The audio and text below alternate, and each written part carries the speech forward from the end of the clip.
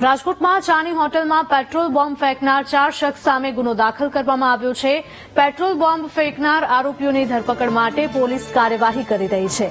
આરોપીઓને પકડવા માટે યુનિવર્સિટી પોલીસે ચક્રો ગતિમાન કર્યા છે, ત્યારે આરોપીને ઝડપથી પકડી લેવામાં આવશે તેવું ડીસીપીએ કહ્યું છે।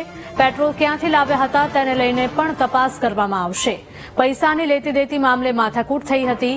અસામાજિક તત્વોનો ત્રાસ હશે ત્યાં પોલીસ પેટ્રોલિંગ વધારશે।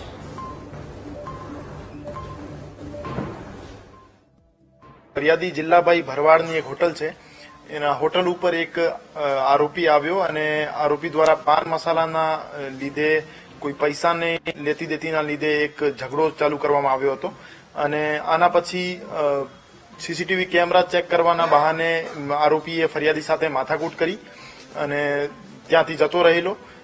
રાત્રે 1:15 વાગ્યાની આજુબાજુ આરોપી દ્વારા એમના 3 બીજા મિત્રો સાથે મળીને એક બોટલમાં જ્વલનશીલ પ્રવાહી લઈને આરોપીની ફરિયાદીની હોટલને સળગાવવાનો પ્રયત્ન કરેલ।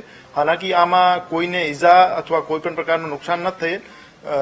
તેમ છતાં યુનિવર્સિટી પોલીસ સ્ટેશનમાં બીએનએસની કલમ 326G 115(2) અને 62 હેઠળ ગુનો દાખલ કરવામાં આવ્યો છે અને આરોપીઓને ધરપકડ કરવા માટે તજવીજ ચાલુ કરવામાં આવી છે।